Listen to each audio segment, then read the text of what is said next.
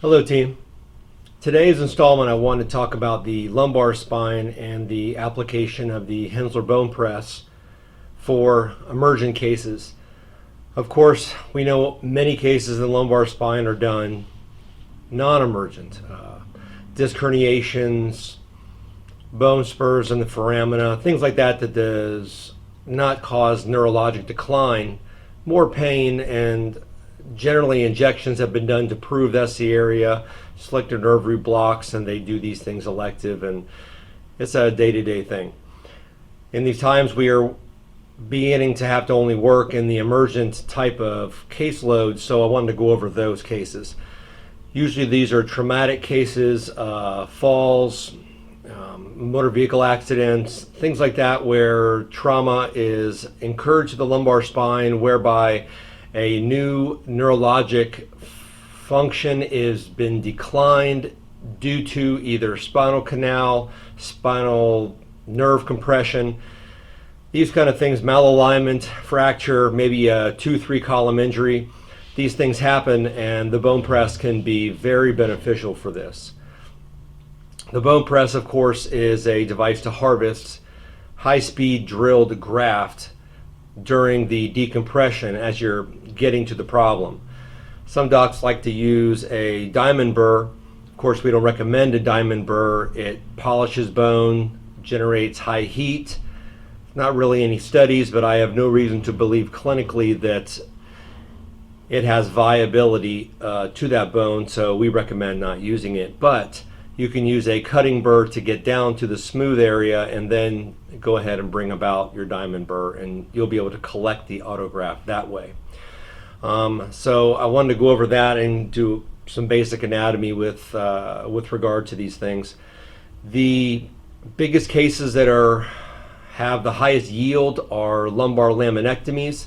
Of course, you would remove the tips of the spinous process, the interspinous ligament, doing your opening of the procedure, curetting all the tissue off of the lamina. All these things are done to prepare the bone for the drill, and then the subsequent Lexel and the Kerrison, and the bone collector can be used for those bone rongeurs, but that's another discussion.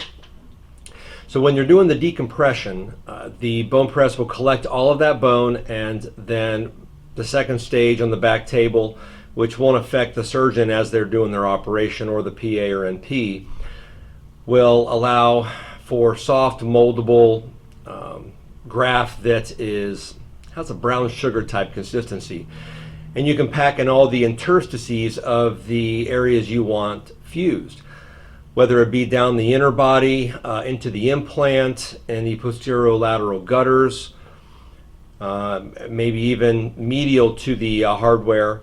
You may do a unilateral fusion. Typically bilateral fusions are done.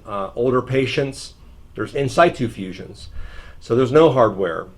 So of course, after the fact of instability has been ruled out for those, generally that can be used. So drilling the bone and for these cases can be very, very beneficial. Of course, one of the questions I always get is, what if you get other tissue with the bone press, interspinous ligaments, synovium, what have you? When the bone press has been used and it's pressed and it's tilted and the fluid is suctioned away, anything that is not bone is typically pushed to the top or is easily identifiable.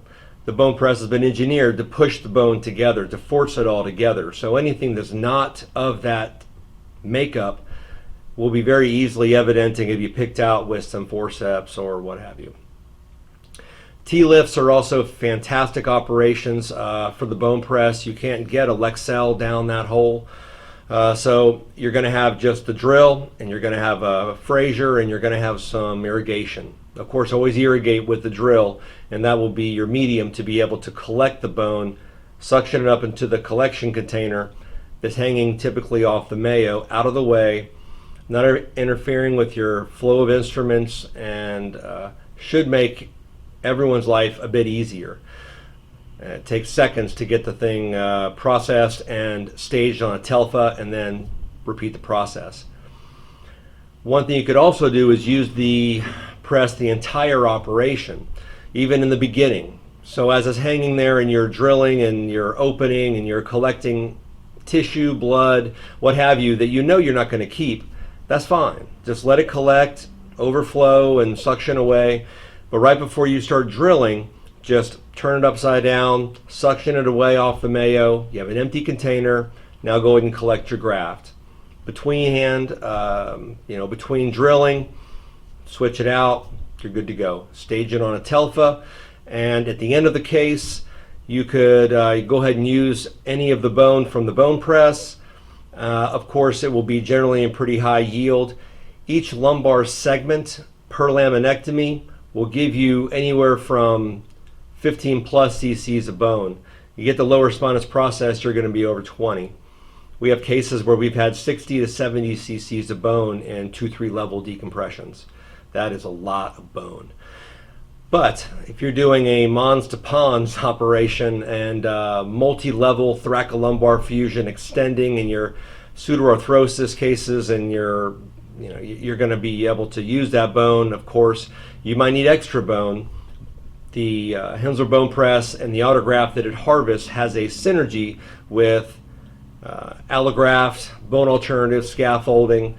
And again, the osteoconductive material will become osteoinductive by mixing the bone press bone together with it. So we've even had studies that show that laminar bone has positivity in BMP 2 and 7. So these are studies that's been done with the bone press. So T-lifts are fantastic. Usually you're going to use a matchstick, and you'll have more than enough bone to serve the need, and that's where the value proposition is. But again, it is synergistic with synthetics, and they both can play well in the same sandbox. I hope this has been helpful.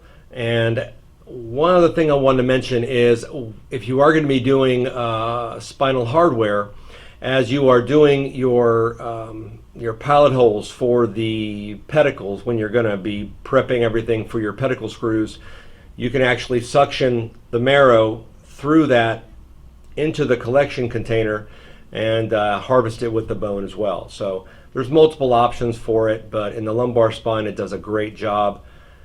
I'll leave you with a final case that we did, Dr. Meelan and myself. We did a 360 on a patient that had pseudoarthrosis in the lumbar spine, had subluxation of the anterior inner body, and hardware failure. We were able to go in from the front, first go in from the back, loosen the hardware, then go in from the front, go into a full corpectomy, and then put a new expandable implant, fill it with all the bone that we had. We had extra. You flip them over. We redid the back, made it good and strong, and used that bone and some extra bone to lay in the gutters and really make a strong fusion, and it worked very well. So if you have any questions, like I said, just call me anytime here, or henslersurgical.com. The app is very informative, and the website has a lot of information as well. Hope you join me tomorrow. I will be talking specifically on lateral cases, lateral fusions, and a little bit more on T-lifts and the advent of the use of a biported funnel that we carry that will fill the inner space for anterior and posterior, which was invented by Dr. Kleiner, and it is a perfect segue into T-lift discussions and raising fusion rates from the mid 70s to the low 90s. So it's a great device to have at your disposal. Thank you again, guys. Appreciate your time. Be safe, be healthy, and go local. Thank you, guys.